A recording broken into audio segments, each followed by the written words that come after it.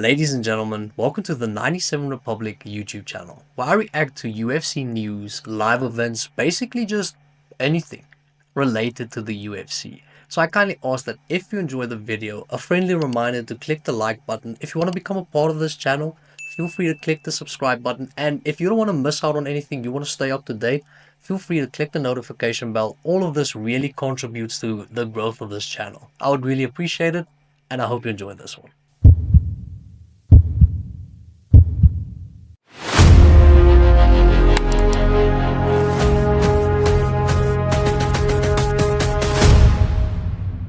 Main card predictions for UFC 315 with Belal Muhammad versus Della Maddalena, with Valentina Shevchenko versus Manon Fiorot this weekend, Montreal, Canada. Now listen, hopefully, for Canadians' sake, I hope that it goes better this time around than it did the previous time. Because if I recall correctly, the last time, a card was headlined in Canada was Dricus versus Sean the first time. And I think every single Canadian fighter lost on that card, apart from Jasmine Jasuda Vicious. Now, thankfully, if you're Canadian, she's on this card again. So, safe to say, when she's on the card, you won't get clean swept. But this time as well, Zahabi's on the card, Carl Propolec's on the card, Mike Mallows, once again, he'll be on the card. So, hopefully this time around, with regards to Canadian fans, hopefully this time it favors you more than it did the previous time. But if we look at the main card, right? Starting off the main card, lightweight division, Benoit Saint-Denis versus Carl Propolec. Now, Benoit Saint-Denis is 5-3 within the UFC. Carl Propolec is 0-2 inside of the UFC. So Carl fought inside of the UFC in 2019. He fought Austin Hubbard, ended up losing that fight, got cut by the UFC, and now he's making his return after, if I'm not mistaken, 5 fights outside of the organization. He's currently on a 3-fight winning streak. He's returning to the UFC. If we look at Benoit Saint-Denis, he's 5-3. He's actually 5-2. I mean, he lost to Eliseu Zaleski dos Santos. That was at welterweight. After that, he transitioned to lightweight. So he's currently at lightweight. So he's had 7 fights at lightweight. 1 fight of them, lost 2 of them. If we look at Benoit Saint-Denis with regards to his overall game, a really good fighter overall, right? We saw that his wrestling is really good. We saw it in the Dustin Poirier fight. We saw it in the Thiago Moises fight. We saw that his striking is also really good when he knocked out Matt Favola with that head kick. When he fought Renato Moicano, even though he lost that fight, his striking was looking better than Moicano's. I think he was somewhat unlucky in that fight.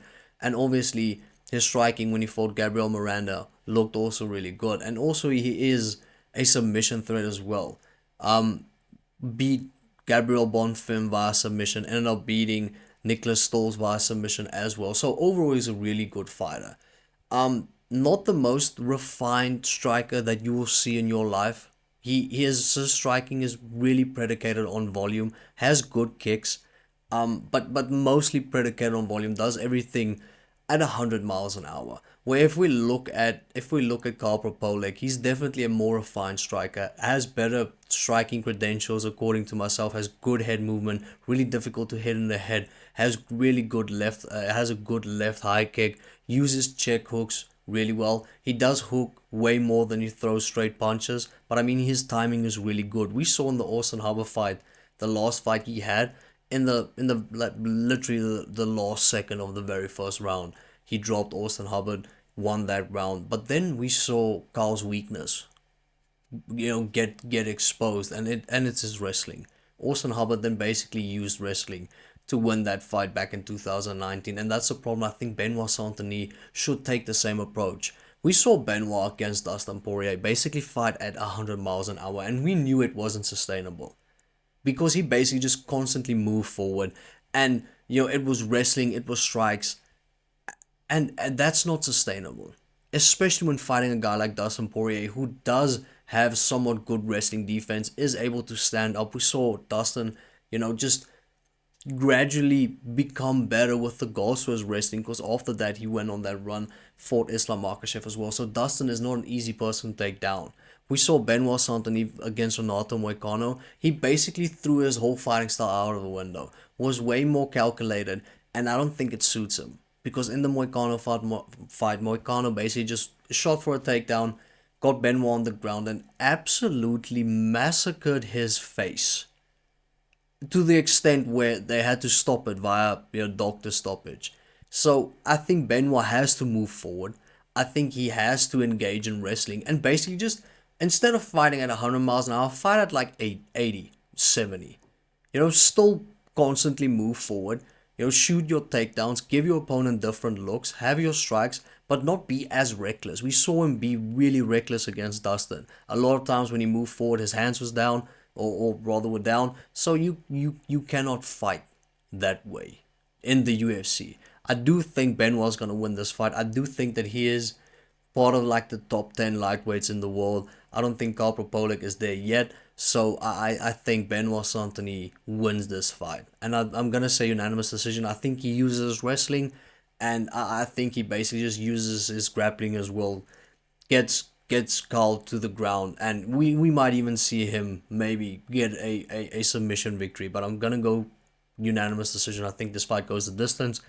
I think Benoit utilizes wrestling to win this fight. Then on to the next fight, women's bantamweight division, Alexa Grasso versus Natalia Silva. Now when looking at Alexa Grasso within the UFC, former champion ended up beating Valentina Shevchenko in that massive upset, but then proceeded to draw against Shevchenko in the rematch and in the trilogy, that lackluster performance at UFC Noche, and she lost to Valentina, quite convincingly. If we look at her record within the UFC, 13 fights, 8 wins, 4 losses, 1 draw against Natalia Silva, who is 6-0 within the UFC. All of her fights, she's won all of them within the UFC. Alexa Grasso is predominantly a boxer and probably the best boxer within the women's bantamweight division. Has a switch stance, so she's comfortable fighting orthodox or southpaw. Has a really good 1-2, really favors her right hand. When she stands southpaw, has a very stiff jab. When she stands orthodox, that cross it's devastating, and she used it to great effect, especially when she fought Valentina. The fact that she mixed up her stance made it difficult for Valentina to basically adapt to that. But after knowing what was coming, Valentina was basically able to expose Alexa's weakness, which is wrestling. Listen, if you are a wrestler fighting against Alexa Grasso, you will beat Alexa Grasso. If we look at her losses within the UFC, all of them renowned for wrestling. Carla Esparza, Tatiana Suarez, and I mean Valentina Shevchenko right now, we'll get into it later, renowned for wrestling. Now, the only problem is Tatiana's not a wrestler. And we've seen Alexa versus strikers, she basically ended up beating all of them. The difference is, Natalia is, and I've been really, really impressed by Natalia Silva. If you know what I'm saying. She has a taekwondo background and is lightning in a bottle. It looks like she fights at 3 times speed. She would basically enter, land her combination, and exit in a blink. You would basically miss it if you blink for too long. That's how quick she is. When she fought Jessica Andrade in her last fight, Andrade constantly moved forward, but Natalia basically just circled. Every time Andrade came close, Natalia would basically enter, throw, exit, and Andrade didn't throw anything. She outstruck Jessica Andrade, and it was a clinical performance by Natalia Silva. And I do think this could be a problem. If we look at Alexa Grasso, one of the big weaknesses of people that have a very boxing heavy stance, they're very heavy on their front foot and like to basically use that front foot as a source of generating power. When you take away that front foot, you make it very difficult for them to move forward, to stand on their punches, to throw with intent. I do think Natalia Silva would be able to expose that. I do think she might end up being too quick for Alexa Grasso. Listen, when I say that Natalia Silva is a really technical striker with a lot of speed, I could not emphasize that enough. She is really impressive. And I don't think Alexa would incorporate wrestling, because I do think Natalia also has to, she will have to improve her wrestling if she really wants to make it to the top. But both women basically have, I'd say, equally bad wrestling and grappling. So I do think that the majority of this fight's going to play out on the feet. I do think Natalia's too quick for Alexa. I do think Natalia will get this done and she'll win via unanimous decision. I do think that she is that good. Then moving on to the next fight, men's bantamweight division. The former king, or probably still the reigning king of Rio, Jose Aldo, versus Arman Zahabi.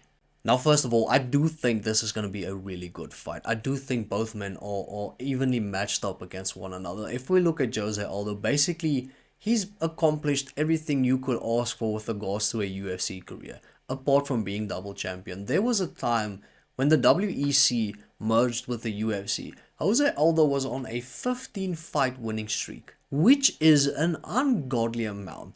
That is why he's known as the King of Rio.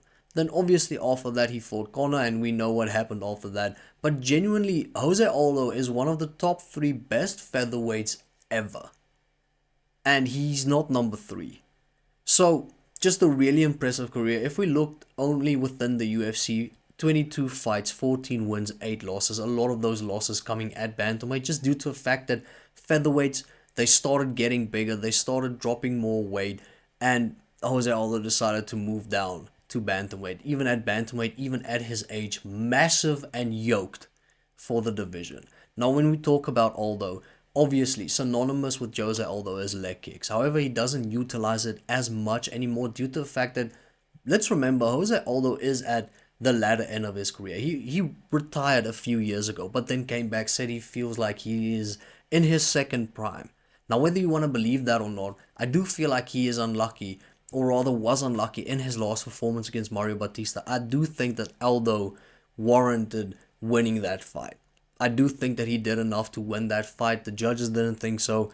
But yeah, I think Aldo, he looked impressive against Mario Batista for his age. The problem is, a lot of the times in all those fights, a lot of the way that he fought was predicated on volume. We saw that in the Rob Font fight at bantamweight as well, where he outstruck Rob Font, who was really good. But he doesn't fight like that anymore. When we look at Aldo, when we look at his last fight against Mario Batista, with not a lot of volume, where, Aldo looked reluctant to throw and didn't utilize his leg kicks the way that he did in the past. If we look at his fight against, Jonathan Martinez as well, was also not throwing a lot, not a lot of volume, looked more, I'd say more calculated, but it doesn't benefit Aldo to fight that way. Basically, when you think Aldo, you think leg kicks, spamming leg kicks, you think the best takedown defense you'll probably ever see within the UFC. Hands, standing in the pocket, basically just throwing, still, staying safe. You think of a lot of punches, a lot of volume. That's not how he fights anymore. It's way more calculated now, and I don't think that would benefit him against Arman Zahabi. Now, if we look at Arman, if we look at the way he fights, predominantly a striker, he's not going to want to take Aldo down. I don't think he's even going to try and attempt to take Aldo down, due to the fact that Merab Dvalishvili couldn't take Jose Aldo down. I don't think Arman would even waste energy in attempting that. If we look at the way that Arman fights, a striker who has insane combinations, Arman Zahabi would basically throw a 6-punch combination and end it with a kick. Has long, really good combinations, has a good guard, has good foot movement. He circles really good and avoids a lot of big shots with regards to how he circles, how he approaches things. If we look at his jab, has a really, really good jab. All of his best work comes off of his jab. Now, when looking at Arman Zahabi and his brother, they prepare really well when they fight someone. Well, I say they, meaning when Arman fights, their preparation is insane. When Arman fought Pedro Munoz, looked really well, knew what to basically capitalize on with regard to Pedro's entries, where Pedro would basically, whenever he entered the void, he would enter throwing, which Arman Zahabi basically just used his incredible jab and just kept Pedro at bay. Arman would then enter, do the whole switcheroo on Pedro Munoz, throw a 7-punch combination, exit, and then every time Pedro Munoz, whenever he got caught, he would try and feel the need to, get one back. And then Arman would just capitalize on that as well. So, Arman being a volume guy as well, Jose being renowned for being a volume guy, not a volume guy anymore. I just think Arman Zahabi, with regards to how he fights, he will score better. I do think that he will win this fight via unanimous decision. I'm going to go Arman Zahabi, unanimous decision. Then, co-main event, Valentina Shevchenko versus Manon Fiorot for the Bantamweight Women's Championship of the UFC. Now time for the co-main event, Women's Division Flyweight Championship on the line, Valentina Shevchenko versus Manon Fiorot. Now if we look at Valentina Shevchenko within the UFC, once again, basically she accomplished every single thing that you would possibly want to accomplish as a UFC fighter. She's one of the best ever women's fighters.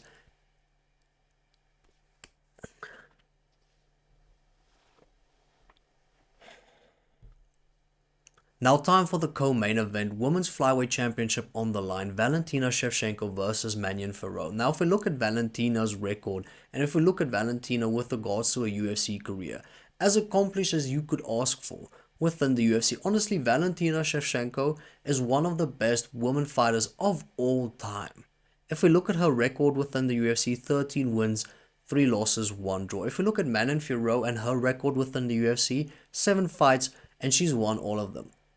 But I'm picking Valentina to win this fight, and here's the reasoning behind it. So once we saw Valentina and Zhang Weili enter the UFC, they entered the UFC as strikers, had all of the accolades as strikers, had really good striking credentials. When we look at Valentina, her kickboxing, her Muay Thai, and basically the same applied to Zhang Weili. But once they became champions, it transitioned to a much heavier wrestling type of fighting style, due to the fact that we see a lot of women be good strikers within the UFC. Okay, we've seen Joanna Jędrzejczyk, we've seen Rose Namajunas, we have seen, I mean, you could name all of them. Really good strikers. Alexa Grasso is a really good striker as well. We've seen a lot of good strikers. There's not a lot of great wrestlers within the UFC. I mean, if you think pure wrestling, you think Carla Esparza, you think Tatiana Suarez. Not a lot other women within the UFC have wrestling credentials and know how to fare against a wrestler, a very wrestling dominant style. And not only that, it's also way safer. Whenever you are in wrestling transitions, whenever you are in grappling transitions, you're not in as much danger as you would be if the fight played out on the feet. We saw that with Zhang Weili when she fought Yan Xiaonan. When they were on the feet, you know, there were instances where Zhang Weili was in trouble. Once she took Yan Xiaonan down, all of the the danger that you could possibly in went away, and she just basically won the fight. In Valentina's last title wins, we saw it against Alexa Grasso, we saw it against Talia Santos, we saw it against Lerone Murphy, Jessica Andrade, basically wrestling, dominating, and winning either via unanimous decision, either via ground and pound. And I think that is the problem. I don't even think Manon Fiorot has the upper hand with pure striking. If we had to tell Manon Fiorot and Valentina Shevchenko this is going to be a kickboxing fight, I don't even think Manon would win that fight. But it's not. And even though Manon has good grappling, has a judo background, I don't think it would be enough to resist all of Valentina's pressure. Stuffing the takedown once good, twice good. Once it becomes 5 times, 6 times, 7 times, the way that Valentina also mixes it up. She has feints, has good striking. So you have to be aware of that. It's just way more weapons than you would see normally when you face someone else. Like, for example, when Manon Fiorot in her last fight fought Erin Blanchfield, outstruck Erin Blanchfield, there was nothing else that Erin really had for her. She had like those inside leg sweeps, which was somewhat effective, but Erin is not good enough to be able to keep Manon down. When Manon fought Rose Namajunas, basically just outstruck Rose the same way she did to Erin Blanchfield, due to the fact that Manon Fiorot has a really long wingspan, has long arms, really good at dictating range, and really good at entering whenever it benefits her and just keeping her opponents at the end of her jabs once it doesn't. I don't think it's that simple with Valentina Shevchenko. I do think that Valentina would be able to get into that void, would use her wrestling, would use her striking maybe to set up her wrestling, or maybe use her wrestling to set up, possibilities with regards to striking, maybe feint for a single leg and go for a high kick, because we have seen Manon Fiorot have her hands down as the fight progressed. I mean, she does get tired. Everyone gets tired. Valentina is just more accustomed to that type of fight. So I don't think I don't think Manon would be able to beat Valentina Shevchenko if she has that fight. And listen, also, I'm not picking against Zhang Weili or Valentina Shevchenko ever again. If they go on a losing streak of like 2 or 3 fights, then I would start picking against them. But up until that point, I'm picking Valentina Shevchenko to win. I'm picking Zhang Weili to win. Once they fight another, or once they fight each other, yeah. Anyway, once they fight each other, I'm picking the UFC to win. All right, that's how my reasoning is behind all of this. Then, main event, welterweight division, Belal Muhammad, the champion, versus Jack Della Maddalena. So Belal Muhammad is currently 15-3 within the UFC with one no contest, and Jack Della Maddalena has had 8 fights within the UFC, won all of them. But you could basically bet your uncle that Belal Muhammad is winning this fight via unanimous decision, then congratulations, you would have two uncles. Belal is winning this fight via unanimous decision due to the fact that Belal Muhammad right now is basically George St. Pierre if you ordered him from Wish, where everything he does is predicated on volume, where he would strike with you, then all of a sudden in the heat of everything mix in a takedown. Whether he accomplishes the takedown or not, whether he actually gets to take you down, doesn't matter. He just wants you to defend that takedown. He wants to drain you, wants to have you exhausted, wants to have you, fight for everything, wants to literally drag you into deep water and see whether he can drown you. And I don't think a lot of people have what it takes to beat this version of Belal. Now, I know Belal has lost to Vicente Luque, has lost to Jeff Neal. He is currently on an 11-fight winning streak. Now, beating the likes of Sean Brady, Stephen Thompson, Gilbert Burns, Leon Edwards. I mean, the list goes on and on. So, yeah, this version of Belal is really good. Once Belal fought, guys that are a knockout threat. When he fought Stephen Thompson, what did Belal do? A lot of wrestling. 7 takedowns against Stephen Thompson. When he fought Vicente Luque, the same thing happened. So Belal is really good. He is able to take away that knockout threat, that puncher's chance I recently spoke about with the Valentina fight. Jack would really have to basically find the perfect shot at the opportune moment. And it's difficult for a fighter knowing that whenever you are on the feet, you have to make hay while the sun shines. Because in doing so, you might end up, draining yourself. You might end up depleted. And then basically you're in for drowning. So Jack basically has to find that knockout punch because Jack is not winning this fight if it goes to the judges. He has to look for the knockout. And knowing that you have to do that, the impotence of looking for that knockout punch just weighs on him way more because he has to be desperate because that's the only way he wins this fight. And with doing that, sometimes he has to overextend. He's gonna have to force things, and he might end up depleting himself if he does that. I just don't think this is a favorable matchup for Jack Della Maddalena. Will I be rooting for him? Yes. Do I have anything inherently, that reason why I dislike Belal? No. I just like Jack Della Maddalena way more. And yeah, I'm not the biggest fan of Belal. But it doesn't matter because he is the best welterweight in the world. I know that, he doesn't give a shit who likes him and who doesn't. He is the best right now. His fighting style is really difficult to beat. We saw George St. Pierre with a similar fighting style, everything predicated on pressure, volume, be one of the best welterweights of all time. So, yeah, listen, Belal Muhammad is not going to stand and strike with Jack Della Maddalena. This is not a Leon Edwards situation. You can tell me that he had the benefit or he had the better of Leon whenever they were in striking exchanges on the feet. I would tell you, listen, that version of Leon, that lackadaisical, labored version of Leon Edwards, Tottenham Hotspur would be able to beat him. They don't beat anyone. They would be able to beat that Leon Edwards. So that's not a massive flex. Belal would not stand and box with Jack Della Maddalena. Even though he says he would and he's the best boxer, he isn't. Everybody knows that. He knows that. everything he does is predicated on volume and predicated on mixing it up. Basically, have feints, like takedown feints, shooting feints, have feints upstairs and then go for a shot. So he's not gonna stand and just have a boxing match with Jack Della Maddalena, because then he would lose his belt. He's going to mix it up. It might be a Leon Edwards 2.0 type of fight for Belal Muhammad. I think he wins via unanimous decision.